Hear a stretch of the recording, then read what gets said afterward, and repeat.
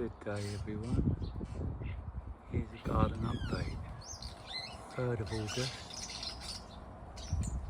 And I've purposely come out to show you the birdies first thing in the morning. Loads of starlings having their mealworms. I put mealworms out, peanuts, Niger seeds and sunflower hearts, all the other varieties. As you see, they're all starting to turn up now for their breakfast. The tree's absolutely full of asparras, great tits, blue tits. Yeah, they love it. I'll try and walk around the garden slowly for you.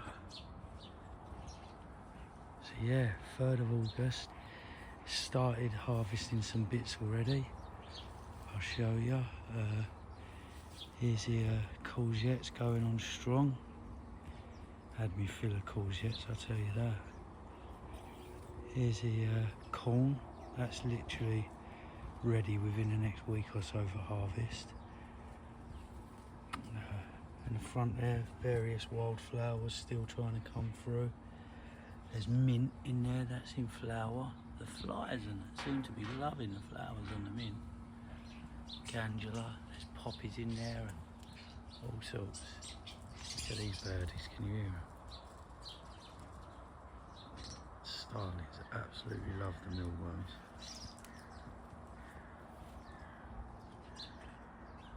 They don't really care about me even. Oh, something just happened. Yeah, moving on, it's probably me spooked them.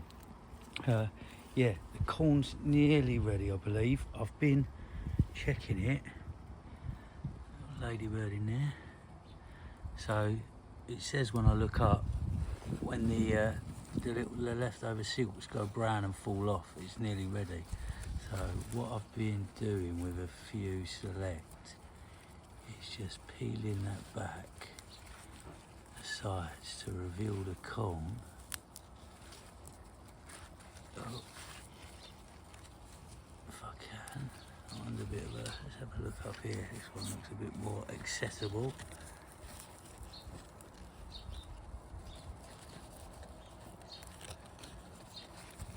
Yeah, peeling the sides back if I can.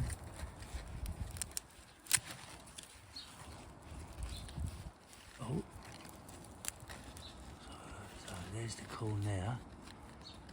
What it says to do is, with your thumbnail, pierce the corn, and if the juice is milky,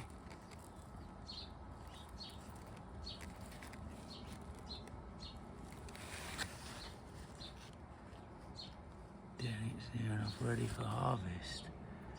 Yeah, looking at that, it seems okay. I'm going to give it about a week. To be sure, but yeah, it's looking good.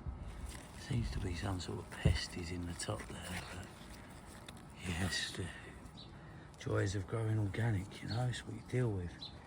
Yeah, moving on, these sunflowers are still trying to come through. I've got some other beautiful sunflowers to show you.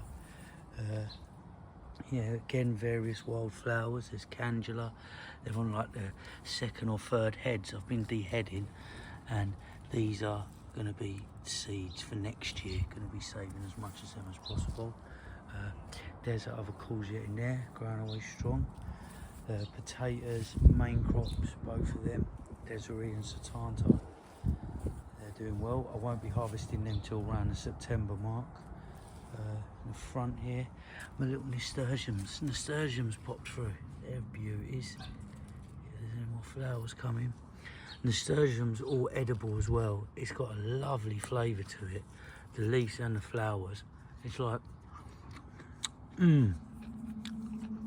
slightly peppery, almost radishy. A little bit of mustardy as well in there. Yeah, really tasty. Here's the cosmos, still looking out for flower heads. It's done a lot of growing. That's the other cosmos as well. Moving on in here, we've got, yeah, the potatoes obviously at the back. They have sort of dwarfed everything else, but I've got carrots knocking about in here. they're looking okay. These all the carrots. Shouldn't really disturb the foliage as little as possible because the dangers of the female carrot fly. But yeah, looking good. You know what I just thought? I had some shallots in amongst here, and I don't know if they've rotted or disappeared, but yeah, I can't really see them. Maybe just a bit too overcrowded in here and damp for them. But yeah, I wonder if I could see it now. I could show you some. Oh, there's some there. I mean, I'll get them out. Don't know how good they are. Oh, they're not too bad. So these are shallots, the variety called Longor, that are planted over here and over the allotment. They seem okay, but it's not very, very big, but shallots aren't very big anyway. But yeah, these are the guys, so you get one set, you plant that one set, and that grows throughout the season and splits into individual sets. And then yeah, there you go. That gives you your shallots. So, not the biggest, but they'll definitely add some nice flavour to a meal. I'll have to have a look out for the others knocking about in there. I've harvested all the shallots at the allotment now. Got quite a big crate of them. They're looking good. That's made my day. Moving on, there's the cheeky row of beetroot that I've done hiding in here somewhere. You can see the leaves here coming through. Beets hearting up yet. Again, quite overcrowded. Sort of experimenting with this permaculture subject. But with beetroot, also the leaves are edible. You can treat them like spinach. And that's how you can tell beetroot is related to chard. If you've ever seen Swiss chard. Basically beetroot, but it doesn't heart up at the bottom. And then moving on, still potatoes.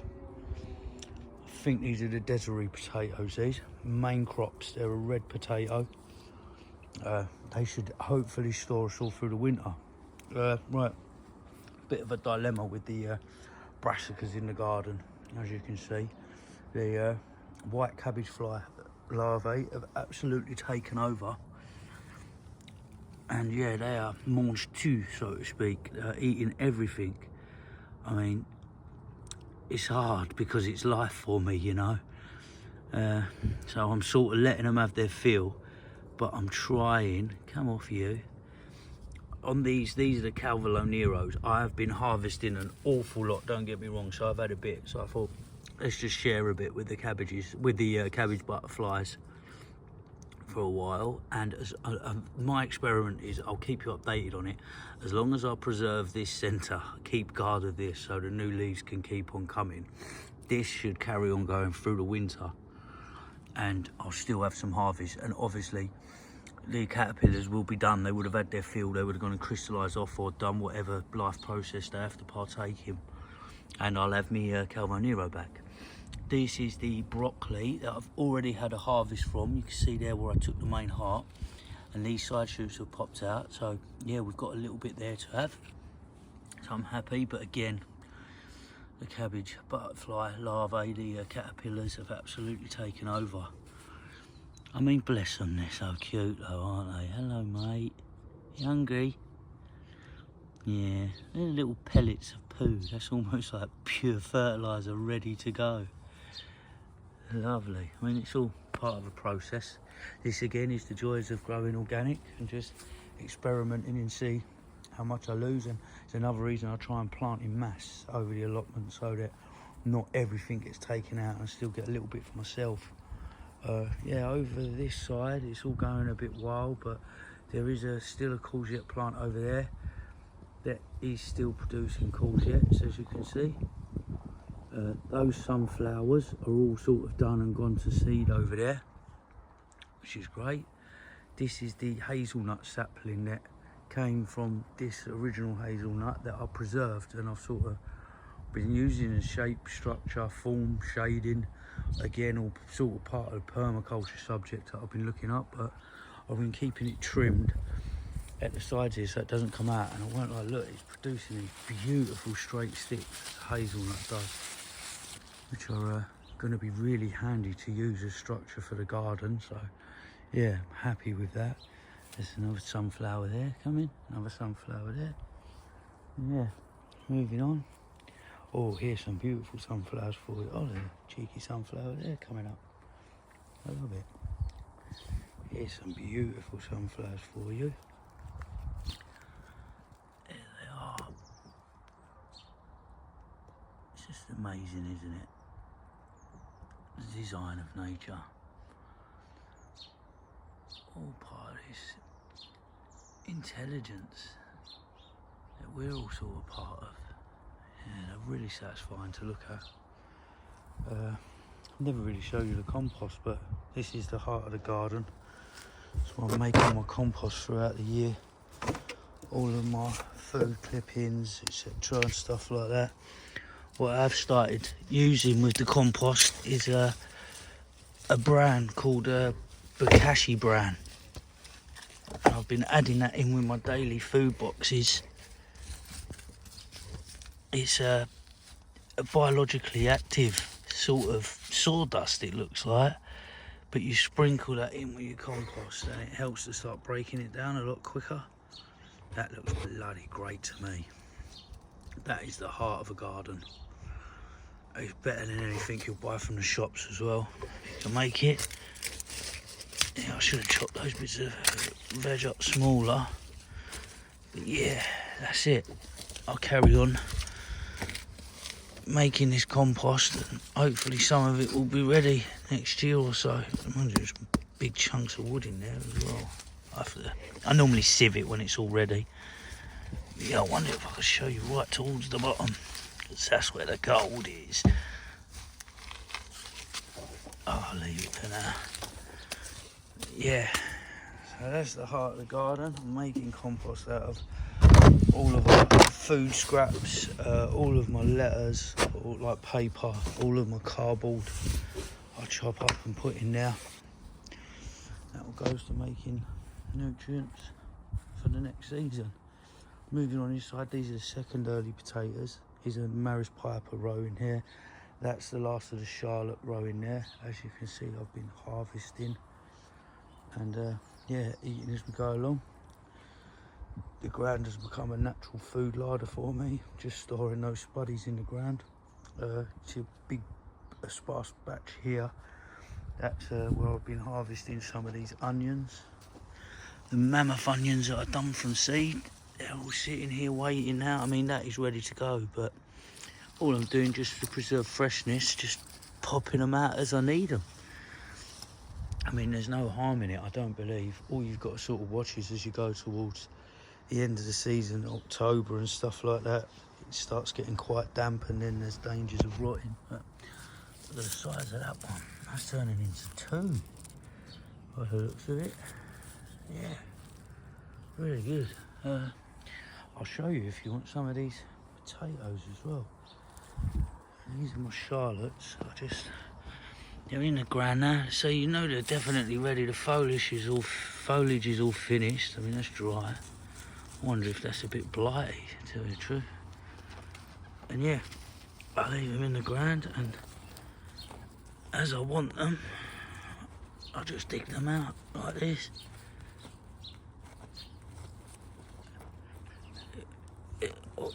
I will find some.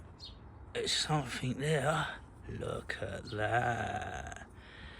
That's a big old Charlotte potato, I must say.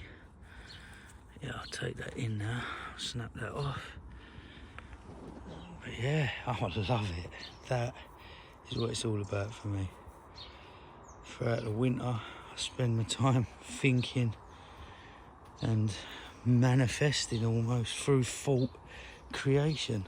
That's what we all do here as human beings. It's our biggest gift.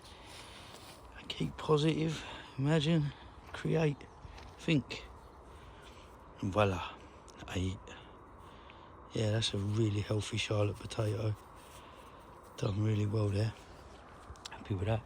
So yeah, they're the Charlottes. These are the Maris Pipers. I have been sampling a few because they're a second early variety or can go through to main crop. So you notice the foliage is still growing, so to speak. So that means the potatoes are still fattening up in the ground there for me. But as you can take them as second earlies as well. I'll just dig down here, see if I can show you one or two. Oh, they're only quite small at the minute. There'll be some decent sizes in there as well, I promise you. Let's have a look. Oh, blimey. Have a look there. Yeah, they're not the biggest, some of these. I should get my fork.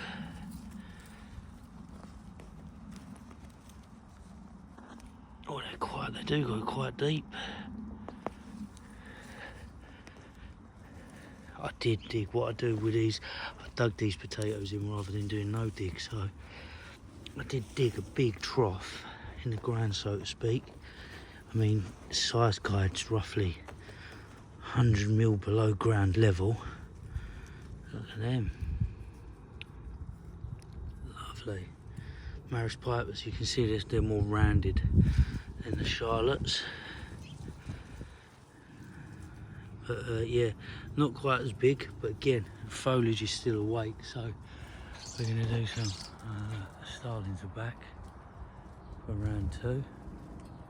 It's been cool to watch because you've got the adult starlings and you've got a lot of fledgling. That's a fledgling starling, so I've sort of assisted in its energy for its life, which is really, really rewarding. More rewarding than any money to witness the new life up here. It's the real world. But yeah, let's kick all that dirt back now. Right, now what? Potatoes. But yeah, just leave all that back there, all stored in the ground and growing nicely. Yeah, not much more to show you. We're nearly there, guys. Thanks for bearing with me. More brassicas. Absolutely munched by cabbage butterfly or caterpillar. Here's that little cucumber that I just put there on a whim. Seems to be doing well. Made a frame for it. Just something so it can cling on to. And yeah, it's looking okay. There's a little cucumber coming. We're giving it feed. Need to give it feed. Some more cucumbers coming. Yeah, it seems to be growing away nicely. Excellent. Moving on. There's some more nasturtium. Very tasty peppery leaves. Eating them. Sorrel. This sorrel, I never planted it, it just came up. But you can eat them leaves, not too many at a time. They actually taste like apple sours. Very acidic, almost citrusy, appley sort of flavour. Yeah, really nice. There's calendula knocking about in there and some other bits and bobs, some Nigella, I believe. These are green beans. They're nearly ready for harvest. Oh, that one is ready. Look at that. This is the variety called Blue Lake. Yeah, they've done a lot better over here than they have at the allotment for some reason. Different soil conditions, different sunlight levels, etc. But yeah, there's loads knocking about, ready for harvest. Here we are. Yeah, they're beautiful green beans. Best thing about green beans as well, they'll store in the freezer quite well without blanching. Just, I put a bag of them, put them in a freezer bag, put them straight in the freezer, and they last me all through the winter. And they taste as good as when the day you harvested them, so to speak. Yeah, other little bits and bobs in there. It's calendula, anti-ruthenium, snapdragons. They're an amazing little thing. You watch the bees climb right in there to get their nectar. There's a tomato plant growing in amongst everything else. Oh, there's a side shoot there. Take that off. Always keep the side shoots taken out. That's the side shoot. That's effectively another plant growing. Keep the side shoots out to help keep the energy going into here, because these are where the tomatoes are going to come. Yeah, absolutely beautiful. It's old Buddha. Hanging around in there, seems happy. Tadia gati gati pada some gati bati so heart suture. And yeah, various wildflowers, calendula, snapdragons or anti-rutheniums. Another tomato hanging around in the back there, flowering away. Let's just set this string up to sort of persuade it to grow outwards. There it is, but the beans have grabbed it as they do, they get everywhere. Yeah, looking really good. Okay, thank you ever so much for tuning in, and yeah, hi to all my subscribers, existing and new, welcome. I hope I can make you feel good, showing you my little reality, and yeah, go on and prosper everyone, get gardening yourself, and be lucky. Peace and love.